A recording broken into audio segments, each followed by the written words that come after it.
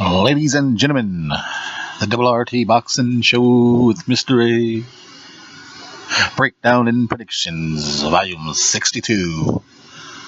Shall begin shortly.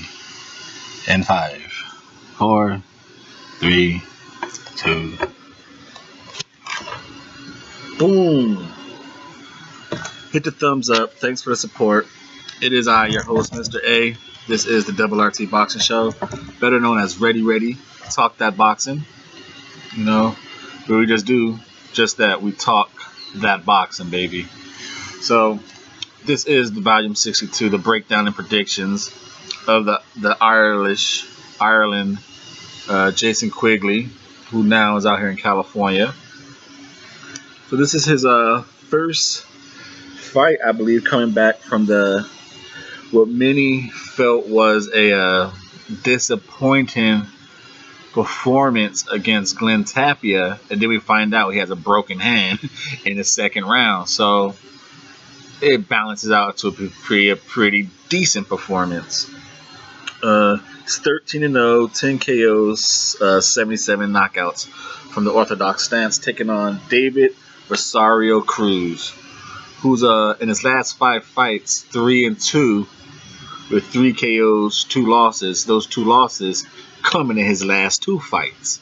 So you can see what type of comeback opponent he was given. You know, someone who's 11-3 with 10 KOs, 71 knockout ratio.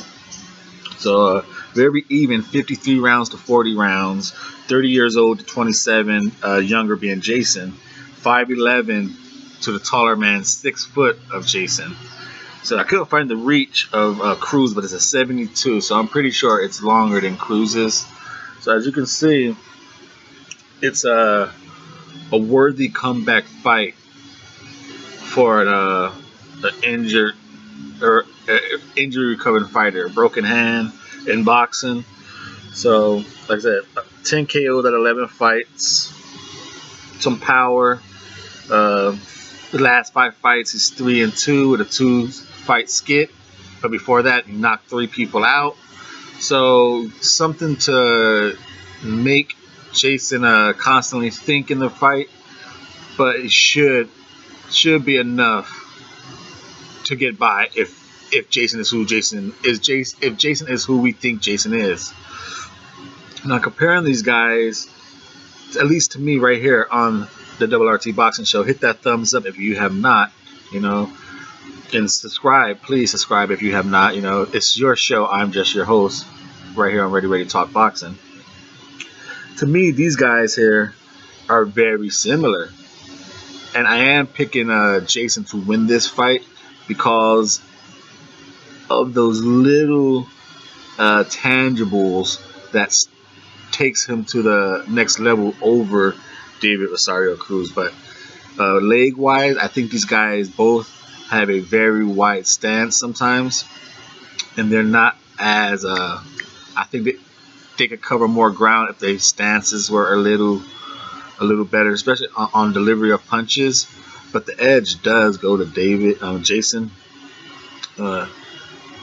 He used the ring, like he took his little walkabouts, and he getting his opponent off a proper position, off alignment, and then he'll come in for some hits. He understands that in and out, how to change some body heights. Gets pretty good leverage with his power from his legs. But like I said, to me it seems like these two guys, especially David, his legs are wide, and they're planted, and he throws a lot of arm punches to the way his legs are. So I think he can be hit, and off balance because of his wide stance in his legs. And he squares up. Like I said, we're going with Jason on the legs, and defensively, you definitely go to Jason because with the squareness of David, who's coming forward, he's not much of a back foot fighter, so his gap control won't be a issue, I believe. I think he's going to have to cross the bridge, get over the gap to get to Jason. And Jason could use the ring, like how I mentioned before, set his opponent up when he wants to fight, control that gap. And he changed, like I said, Jason does the better job of the two fighters not to give you a stationary target. You know, he'll dip a shoulder. You know, he feints way better and way more often. He feints better, I should say, not way better, but he feints better and more often than David does to give his opponent something to think about. So I think between the leg walkabouts, the feinting and changing the body, and controlling the gap, I think it's going to be too much for the come forward, straight up and down David.